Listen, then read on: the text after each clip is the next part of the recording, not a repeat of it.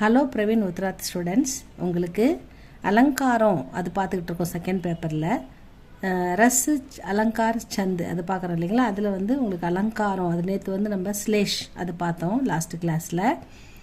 இப்போ நம்ம அனுப்ராஸ் அலங்கார் அதை பார்க்க போகிறோம். அனுப்ராஸ்னா எதுகை மோனை தமிழில், அலிட்ரேஷன் அப்படின்னு சொல்லுவாங்க இங்கிலீஷில். இந்த வார்த்தைகள் அந்த கவிதை அழகாக இருக்கிறதுக்கும் படிக்கிறதுக்கு இனிமையாக இருக்கிறதுக்கும் சொல் வார்த்தைகள் எழுத்துக்களை எழுத்துக்களை பண்ணுறது அலங்காரம், சொல் அலங்காரம், அதுதான் அலங்கார். இதில் எதுகை அப்படின்னு வருது. இந்த எதுகை மோனை இது எப்படி இந்த யாப்பிலக்கணத்தில் பயன்படுத்துகிறாங்கன்னு பார்க்கலாம். ஜபு வாக்கியமே வர்ணோக்கிங்க வர்ணோன்னு கொடுத்துட்டதால நம்ம எழுத்துக்களை பார்க்கணும், வார்த்தைகளை பார்க்கக்கூடாது. சப்தம்னா தான் வார்த்தைகள், வர்ணோன்னா எழுத்துக்கள்.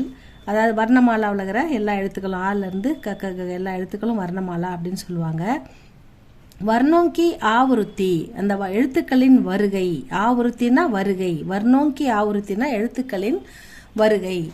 இந்த எழுத்துக்களுடைய வருகை ஏக்ஸே ஒன்றை விட, அதிக பார் அதிக முறை, அதிக இடத்தில், ஒன்றை விட அதிக இடங்களில் யூஸ் பண்ணியிருந்தா வகா அனுப்ராஸ் அலங்கார் ஓத்தாக. அதை அனுப்ராஸ் அலங்கார் அப்படின்னு சொல்கிறாங்க. ஒரு வார்த்தை ஒரு எழுத்து ஒரு இடத்திற்கு மேலே பல முறை பயன்படுத்தப்பட்டிருந்தால் அது அனுப்ராஸ் அலங்கார்.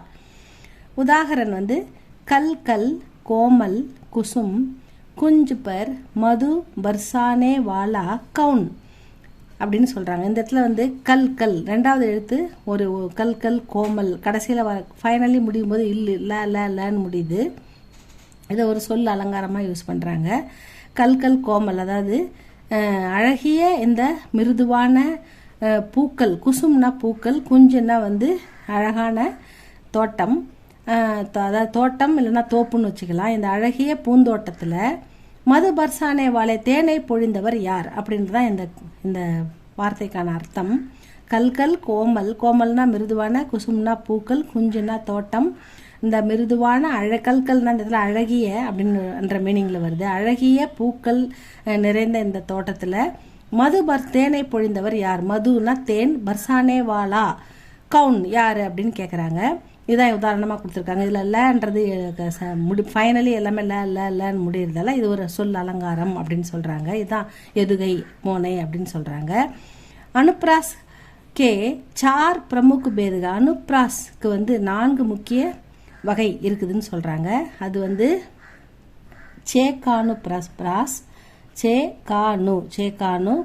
சேகானு பிராஸ், விருத்தியானு பிராஸ், ஸ்ருத்தியானு பிராஸ், அந்தியானு பிராஸ். இந்த 4 வகைகள் இருக்குது அப்படின்றாங்க. இந்த ஒவ்வொரு வகைக்கான பேருக்கான பொருத்தம் இதில் இருக்கும், பின்னாடி பார்க்கலாம். அடுத்த பேஜில் பாருங்கள் 62ல் சேகானு பிராஸ் இந்த யாப்பிலக்கணத்தில் இந்த எதுகையில் இஸ்மே ஏக் வர்ண, இந்த சேகானு பிராஸ்னா ஒரு வர்ணம் ஒரு எழுத்து, தோ பார் ஆத்தாக 2 முறை வருகிறது. இதுதான் சேகானு பிராஸ். இப்போ வர்ணமாலானா எழுத்துக்களின் தொகுப்புன்னு பார்த்தோம். வர்ணன்னா ஒரு எழுத்து தோபார் 2 முறை வருகிறது. இதுக்கு பேர் தான் சேகானு பிராஸ் அப்படின்னு சொல்கிறாங்க. உதாகரன் ராம் ராஜ்ய சே ஹிய ஹர்ஷை. அதாவது ராம் ராஜ்ய அப்படின்றது இந்த இடத்துல ராமராஜ்யத்தில் எப்போவுமே ஆல்வேஸ் எப்பவுமே சந்தோஷம்தான். ராமராஜ்யம் எப்பவுமே மிகவும் மகிழ்ச்சியானது, சந்தோஷமானது, திருப்திகரமானது. ஹர்ஷைன்னா மகிழ்ச்சி அப்படின்னு சொல்கிறாங்க. ஹியன்னா எப்பயுமே, ராமராஜ்யத்தில் எப்போவுமே மகிழ்ச்சி தான், மக்கள் எல்லாமே சந்தோஷமாக இருந்தாங்க அப்படின்னு சொல்கிறாங்க. இப்போ இதில் முதல் எழுத்து இருக்கு இல்லையா, ரா இது 2 முறை வந்திருக்குது அப்படின்னு சொல்கிறாங்க. இதுதான் இதில் சேகானு பிராஸ். ராம் ராஜ்ய இந்த ரான்னு 2 முறை வந்ததால் இது சேகானு பிராஸ் அப்படின்னு சொல்கிறாங்க. அடுத்தது விருத்தியானு பிராஸ். இந்த விருத்தியானு பிராஸ்ன்ற இஸ்மே ஏக்கியா அநேக் வர்ண, இங்கே 1 அல்லது நிறைய எழுத்துக்கள், அநேக் பார் பல முறை பயன்படுத்தப்பட்டிருக்கும், அநேக பார் ஆத்தேக வருகிறது. இதுக்கு உதாகரணம் சாரு சந்திர கி, சஞ்சல் கிர்னோ, கேல் ரஹீக, ஜல் தல் மே. அதாவது சாரு இந்த இடத்துல அழகான, சந்திரனின், சஞ்சல் கதிர்கள், அழகிய கதிர்கள், அழகிய குளிர்ச்சியான சந்திரனின் கிரணங்கள் கேல் ரகிக விளையாடி கொண்டிருக்கின்றன. ஜல் தல்மே நிலத்திலும் நீரிலும் விளையாடி கொண்டிருக்கின்றன அப்படின்ற மீனிங்கில் இந்த எக்ஸாம்பிள் கொடுத்துருக்காங்க. இதில் வந்து பாருங்கள் சா ச இந்த இடத்து வந்து ஒரே எழுத்து பல முறை பயன்படுத்தப்பட்டிருக்கிறது. இங்கே வந்து ல ஃபைனலி ஜல் தல் இது கேல் இப்படி பல முறை பயன்படுத்தப்பட்டிருக்குது. ஃபைனலி இங்கே ல வந்திருக்குது. இங்கே வந்து ஆரம்பத்தில் வந்து ச வந்திருக்குது. இங்கேயும் வந்து சஞ்சல் கேல் ஜல் தல் இந்த மாதிரி வர்றதெல்லாம் ஒரு எதுகை அப்படின்னு சொல்கிறாங்க. இதான் அனுப்ரஸ் விருத்தியானுப்ராஸ். அடுத்தது ஸ்ருத்யானுப்ராஸ். இது வந்து श्रुद्यानुप्रास इसमें एक ही स्थान से उच्चारित होने वाले वर्णों की आवृत्ति होती है. इसमें एक ही स्थान ஒரே இடத்துல உச்சாரித்த ஒரு பொருள் வந்து ஒரு வர்ணம் ஒரே இடத்துல வரும்.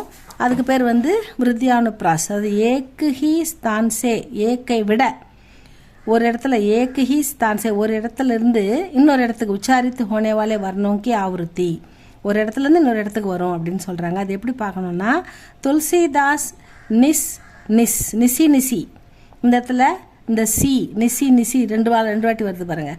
அப்போ ஏக் ஸ்தான் சே உச்சாரிது ஒரு இடத்துலேருந்து இன்னொரு இடத்துலையும் அதே வார்த்தையே வருது. இப்போ திரும்ப அந்த மாதிரி அந்த வார்த்தை வந்து அதுதான் விருத்தியானுப்ராஸ் அப்படின்னு சொல்கிறாங்க. துளசிதாஸ் நிசி தேக்கு துமாரி நிட்டுராயி. துளசிதாஸ் என்ன சொல்கிறாருன்னா நிதம் நிசினா டெய்லி நான் நித்தம் தேக்து உன்னுடைய நிட்டுராயினா இரக்கமற்ற கொடூரமான செயலை நான் ஒவ்வொரு இரவும் அனுபவிக்கிறேன். அந்த தனிமையை சொல்கிறார். நான் ஒவ்வொரு இரவும் தனிமையில் உன்னுடைய தனிமைன்ற கொடுமையை அனுபவிக்கிறேன். அப்படி நிட்டுராயினா கொடுமையான உன்னுடைய தனிமையான இரவை நான் கழிக்கிறேன். நிஸ்னா நிதம் தேக்துனா கொடுமையான இரவை நான் பார்க்கிறேன் அப்படின்னு துளசிதாஸ் எழுதியிருக்காரு. அதுக்கு தான் இதுக்கு அர்த்தம். அடுத்தது अंत्यानुप्रास. इसमें पद के अंतिम वर्ण की आवृत्ति. பதுனா அந்த போய்ட்டில் கவிதையில், அந்திம்னா ஃபைனலி கடைசியாக வர்ண எழுத்து, அந்திம் வர்ணனா கடைசி எழுத்து, ஆவருத்திமே சமான்தா ஹோத்திக அதாவது சமமாக வந்திருக்கும், ஒரே எழுத்து கடைசியில் முடிஞ்சிருக்கும். அப்படி முடிஞ்சால் அதுக்கு பேர் அந்தியானுப்ராஸ் அப்படின்னு சொல்கிறாங்க. உதாகரணம் வந்து கஹோ கியா ஆயே ஹோ பது பூல். அதாவது உன்னுடைய பதுன்னா உன்னுடைய வழி, பூல்னா மறந்துட்டியா, கஹோ நீ வந்த வழியை மறந்துட்டியா, வேறு வழி மாறி வந்துட்டியா அப்படின்னு கேட்குறாரு. மஞ்சு சோட்டே முஸ்குராத்தே ஃபூல். அதாவது அழகிய சிரிக்கும் முஸ்குராத்தேன்னா சிரிக்கிறது, ஃபூல்னா பூக்கள், அழகிய மஞ்சுன்னா அழகிய, சோட்டே அழகிய, சிறிய புன்னகை சிரிக்கும் பூவே நீ உன் பாதையை மறந்து வந்து விட்டாயா. அதாவது ஆயே ஹோ தும் கியா கஹோ கியா ஆயே ஹோ பதுபூல் நீ வந்த வழியை மறந்து மாற்று வழி வந்துட்டியா அப்படின்னு கேட்குற மாதிரி அமைஞ்சிருக்கு. இதில் பார்த்தீங்கன்னா இங்கே பூல் அப்படின்னு முடியுது இந்த வாக்கியத்து எண்டில். அதுக்கப்புறம் அடுத்த வாக்கியத்து எண்டுலேயும் அந்த ஃபூல் அப்படின்னு முடியுது. அப்போ லன்றது அந்திம் எழுத்து சேமாக வந்திருக்குது. இப்படி ஃபைனலி முடிகிற எழுத்து சேமாக வந்தால் அதுக்கு பேர் தான் அந்தியானுப்ராஸ் அப்படின்னு சொல்கிறாங்க. இதை படித்து பாருங்கள் ஸ்டூடெண்ட்ஸ். இது பிடிச்சிருந்தா உங்களுக்கு லைக் பண்ணுங்கள், சப்ஸ்கிரைப் பண்ணுங்கள். நெக்ஸ்ட் வீடியோவில் நம்ம பார்க்கலாம் ஸ்டூடெண்ட்ஸ். தேங்க்யூ ஃபார் வாட்சிங்.